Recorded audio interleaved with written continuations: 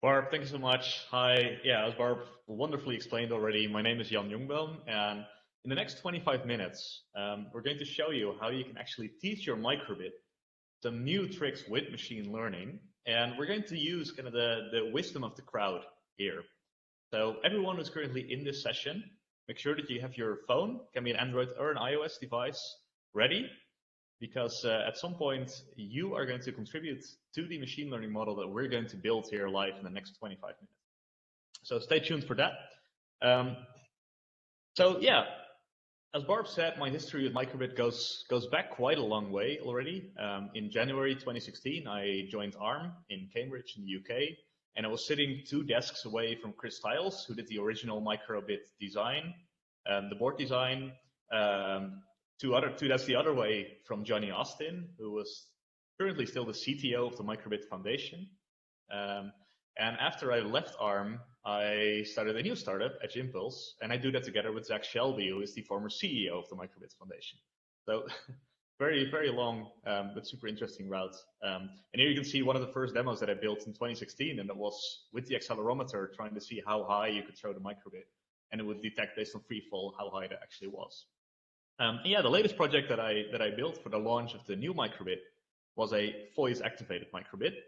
And how that works is we have a machine learning model running on the microbit itself. So there's nothing external here. Everything is running on the new powerful microcontroller that is sitting on here, and it will respond to your voice. So if I say microbit, it plays something. So super cool. And that's something similar we're going to build today. So, and at the end, you'll actually have an understanding of how you can do this there with your class or with your colleagues and really put some proper intelligence in your new microbit. So some things are pretty easy and pretty straightforward. I've been looking at the amazing things that people have been doing with the microbit during the sessions today. And the reason for that is that, well, people have done the hard work for you already. So if you say, well, I want my microbit to be able to read the temperature outside, you buy a thermistor, or you buy a little nice shield where you click your microbit in that has a thermometer or a thermistor already on it, and you read the value. That's it. Straightforward, just a single value that you get out of there. Some things, though, are incredibly hard. If you want to know whether this kid is saying microbit, you can't just buy a sensor that just triggers on that word. You can't just look at like the volume that you get from the microphone. There's just too much information. There's all kinds of sounds around this. It is very, very hard to distinguish microbit from literally every other sound that someone can make, or animals can, etc. So mapping that from A to B is really hard. And it's really hard to kind of write code. Even if you're super proficient in make code, it's very hard to make something that can actually distinguish words that way. So in recent years, machine learning has come up as a way of helping us to find kind of the rules.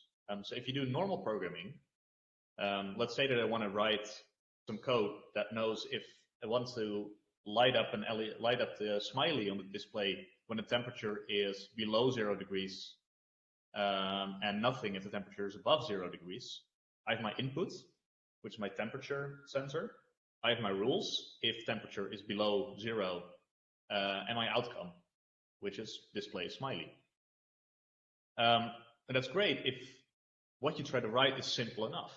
Checking the temperature value and comparing it to one value is relatively straightforward. But as said, if you want to detect something based on human voice or any place where you have lots and lots of variety of things that might potentially happen, it's very hard to write programs or to write these rules up. So machine learning is a different way of writing code. I like to see it, where rather you say, this is the input, this is the outcome, figure out the rules for me. Like if you used to have like one of those graphical calculators back in high school, I know I had it in math class, you have a solver in there. You give the inputs and you give the outputs, and then it tries to find a mathematical formula internally there. So rather than saying if the temperature is, I write some code that says if the temperature is above or below 0, then do this. I rather say the temperature is -1 now, and the smiley is visible. The temperature is 1 degree now, and the smiley is not visible. The temperature is 100 degrees now, temperature smiley is not visible, and machine learning can help you figure out those rules automatically. And it can do this on much higher resolution data than we could think of externally. So on the voice-activated microbit, it's 1 second of data, but that's 16,000 data points all at once coming in every second, and try to find a hidden correlation when a certain word is heard is really, really hard if you want to do it by hand, but relatively straightforward for a machine learning algorithm. So there's come other projects already that are utilizing machine learning on the microbit. So this is a project by OKDo, and they did a Fortnite dance detector. I'm way too old for this kind of stuff, but something like that. So the idea here is that you have input, which is the accelerometer strapped to a person's arm. Then you say, okay, now I did 10 seconds of the fresh dance. And together you combine these two things, and you ask a machine learning model to make a function that can predict dance moves from that. Super cool tutorial. So if you're interested after this talk about doing something with accelerometer data, which is great because you can build fitness trackers, dance tracking machines, etc. with that, go to the OKDo project page. I've put the slides in the upload window here next to the talk, so you should be able to find them there. But all right, today we are going to build something that responds to all of our voices. So the model that I trained earlier, which, the microbit model, is trained on my voice and that of a few of my colleagues. But we're a very homogeneous group. We are 90% of all the samples that we collected are from men. We all come from, we're not native English speakers. So this model will work on a kind of subset of human speech, and we'd like to kind of broaden that. I think it's cool. And that's where all of you come in. So I'm going to show a QR code in a second. You scan that with your phone. At least on iOS, then a little pop-up shows, hey, do you want to open this page? Then you press get started, and then you start saying microbit a few times with a little bit of pause in there. I'll show you what you're going to see. So this is my phone. I set it to 10 seconds here, but you'll have 30 seconds.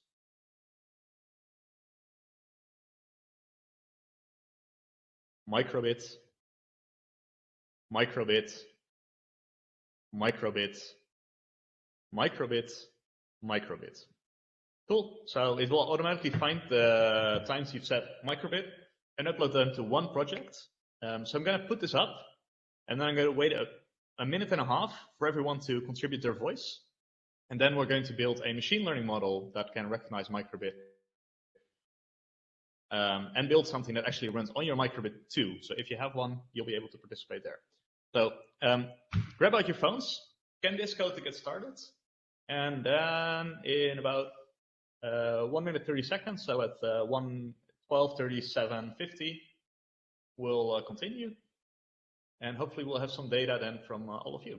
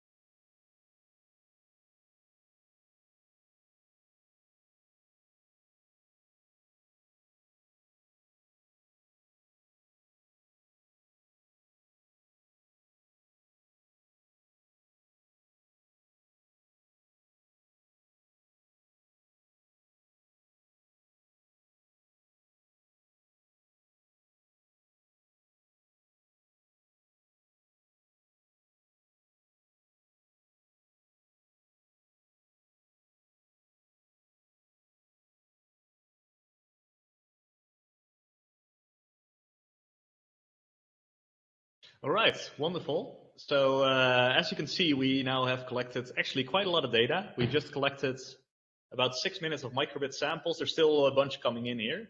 So what we're looking at here is Edge Impulse. Edge Impulse is a tool for building machine learning models. It's free for actually also for commercial use, but it's a great setting for STEM programs because it allows you to interactively build with a bunch of people machine learning models. So we have data from everyone here. I'll listen to one sample. So that's a woman saying microbit, another person. So we've collected lots of data here actually. And I've added a bunch of data myself. So that's some unknown and some noise data because a machine learning model also needs something that is not the word that we're looking for. So, okay, how do we go from raw data, here are the raw samples, to a machine learning model? Well, first of all, we need to go and say, what do we actually want to do here? So the first step that we're taking is that we're converting the word that someone is saying to a spectrogram. And a spectrogram has frequency information as well as time information. And so this is microbit, and if you look closely, you'll see 1, 2, 3 syllables here, microbit. And if I look at a different word, here I see, so this is yeah. So here I see only a single syllable. So cool, we do that over that. I made a longer video explaining everything here, but from there we're going to generate our features from all the data in our data sets. So for every single word that you guys have contributed to this model, we're going to make this little spectrogram. And then we do it also for all the noise data that we collected and all the unknown data. So that's data where people say yes or no or micro without the bit, lots of different words. And together that is our data set. And all of those are important because if I record a second of data, I ask it, okay, what is the chance that you think this is microbit? What is the chance that you think this is noise? And what is the chance that you think this is an unknown word? So it's important that we have all 3 states here. So we can compare our data here, which I think is cool. So we try to cluster data to show where there might be potential issues in the data set. So here we have a nice cluster of people saying microbit, and it nicely separates from the unknown words, which is an indication that this is very good. Here we have a couple of things where the model is a bit confused. So you can click on it.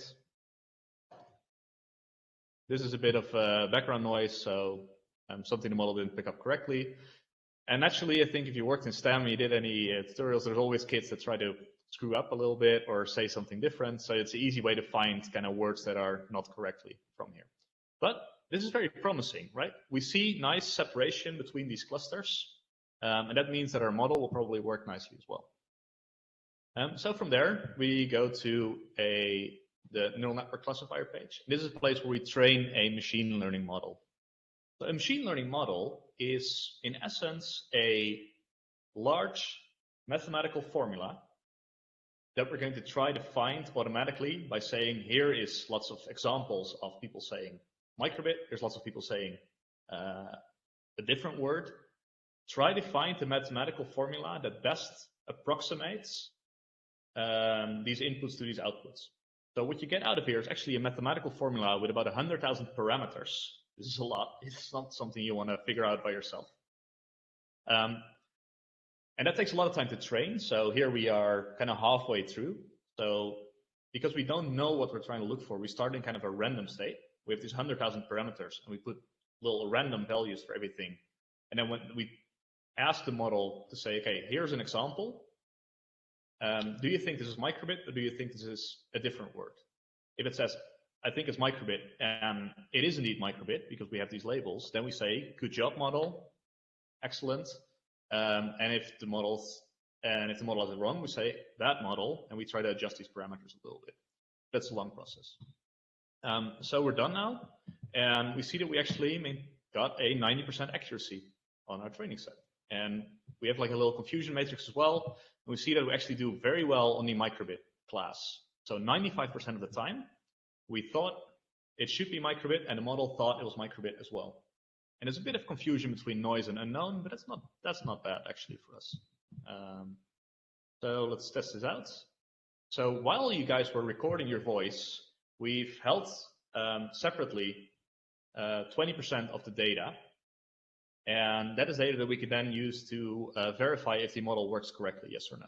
So this is a model that when we're finding this very large formula, we never touch this. We never use this to fix the data. So here we see 87% accuracy is actually really, really decent.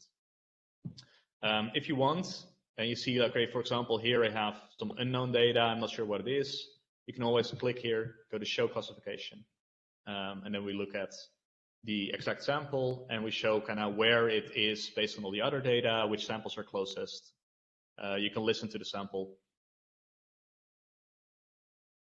This is someone actually talking in the background. So this was actually correctly classified, and you can now say, okay, this should be unknown.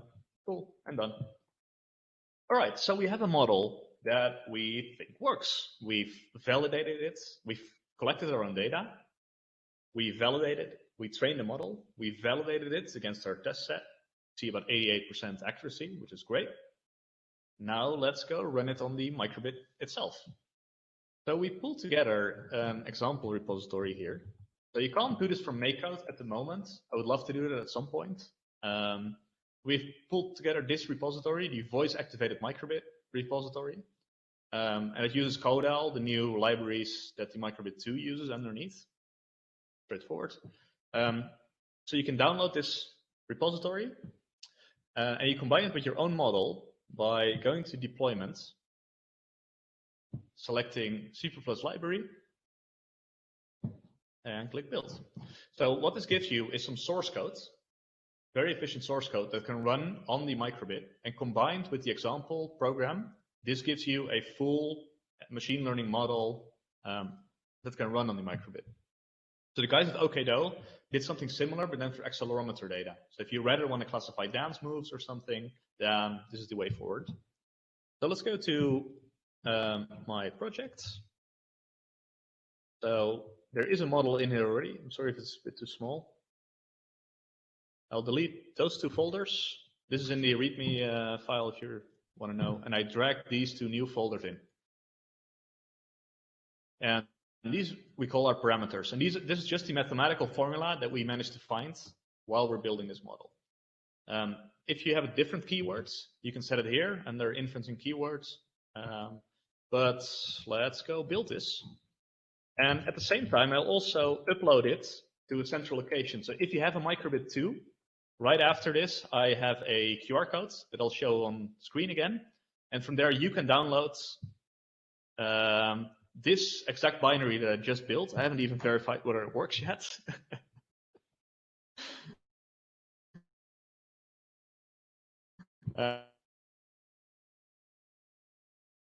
Model, let's copy it over.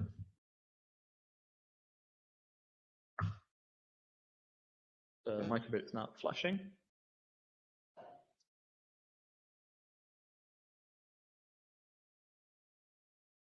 Okay. And we are going to open a serial terminal. And this shows what the model sees. So,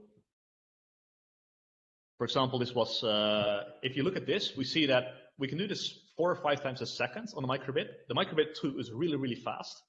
And we get a prediction out. So here we thought that we did not hear microbit. We had about 0.8 confidence that this was noise, and 0.19 confidence that this was yes or no or different words. If we say microbit, then hopefully that jumps up. So let's actually try that. Microbit. Cool.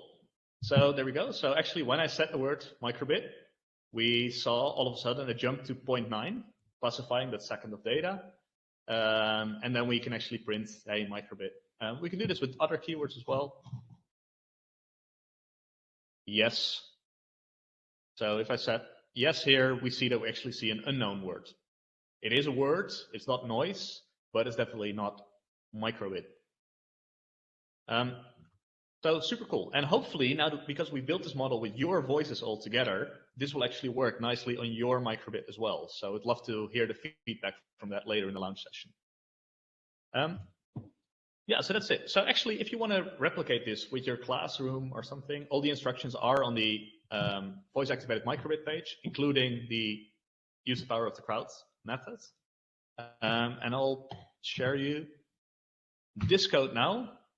So this is the finished image, the one that we just built for the microbit 2 with all of our voices combined. So if you just contributed your voice to this project, you should be able to have your voice being recognized by the microbit whenever you say microbit.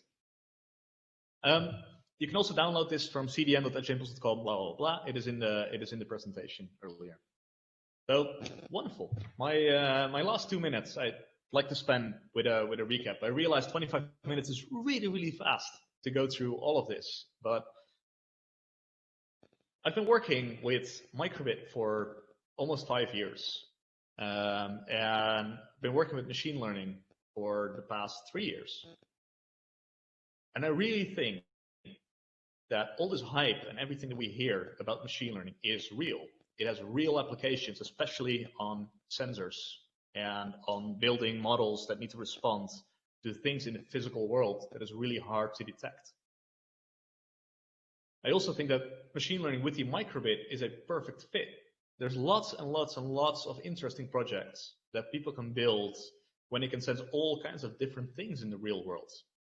You can use this too. Well, a keyword is one, but you can also say, well, I'm going to make an electronic lock that is only activated with a certain word that I say, like a magic spell.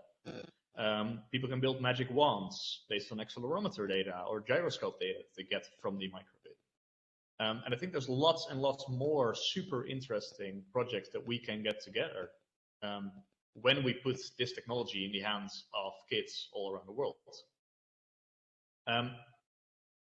And yeah, I hope that in the super small 12-minute glimpse that you got of what you can do with Edge Impulse, I hope you get started there. So Edge Impulse is free for educators, free for students, and even free for some small commercial use. And it's already in use by educators around the world. Just this morning, I got a quote from someone that says, hey, that made their own tutorial for a school in Canada. And they said, well, this is making a grade 9 easy to make machine learning models, where they did something super cool.